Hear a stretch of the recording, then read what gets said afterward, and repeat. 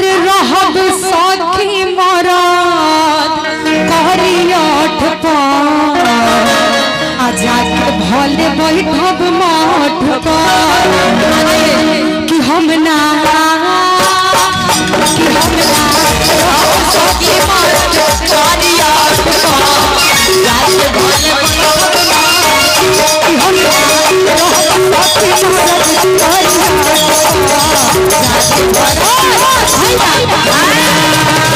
जाके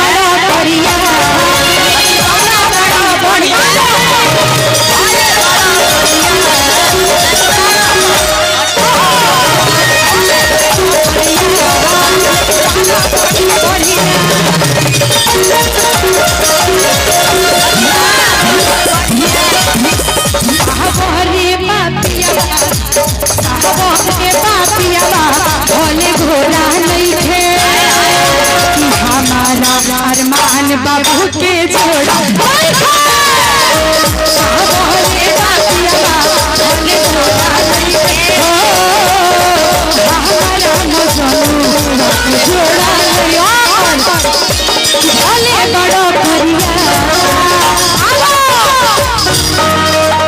देखिए अरमान जी प्यार करते हैं, प्यार काला घोर नहीं देखता है। अच्छा हमें आप ऐसे ही पसंद है। उमर भैया से बोले 2 मिनट तू अजमावल का चाहत हम करिए भैया और सपोर्ट करी ले पतो ये ना बना ली बताई बाबू हमर दूर से वाला प्रोग्राम करे हम लगा ही बनी ए बनी तारा के देखिए कि हम पलांटी मार देम तू दूरे रह तारा बस के होइयो नहीं थी ना क्रिश्चियन हो खो तारा पापा से बात कर तारा कहले ना रहले अब तक कोई साल बाद ये है गोवा में एक काजल ताहर साडा भइलबा तकावना बिकी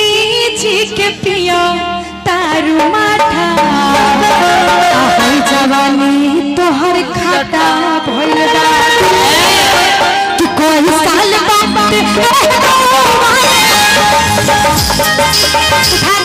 वही साल बाद बाबू तोहर साटा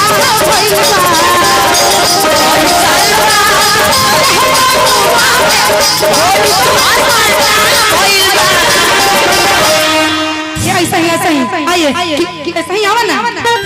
कब ना जादो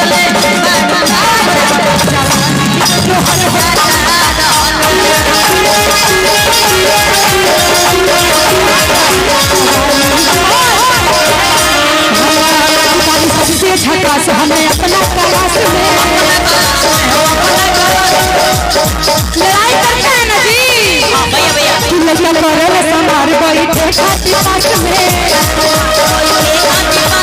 और कि हम जेने जेने जाई आज झूठे करे न बड़ाई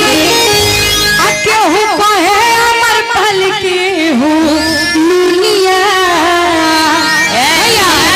बड़ी लागे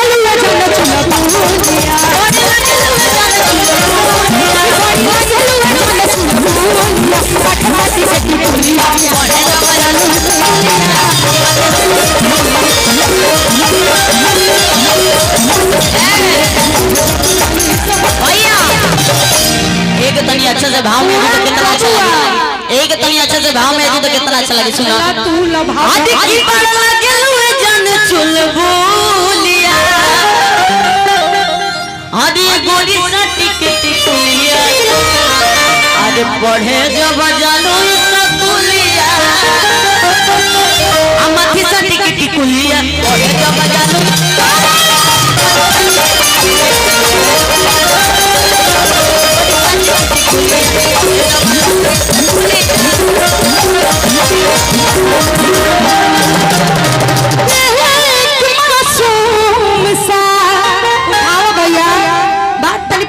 समझा कि दिल ये मेरा कि एक मासूम सा दिल ये मेरा एक मासूम सा दिल ये मेरा मेरे साजन चुरा लिया मेरे साजन चुरा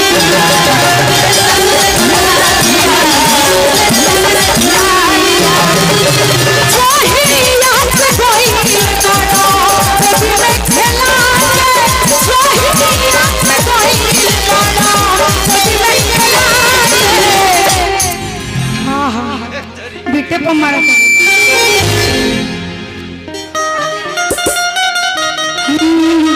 कि जो ही आस गोइल बड़ो गोदी में खेला के काले के बबुआ जब होई तो एक बता का कहे के बा खेले खेले के पापा कहता हमरा सैया जी के चाचा कह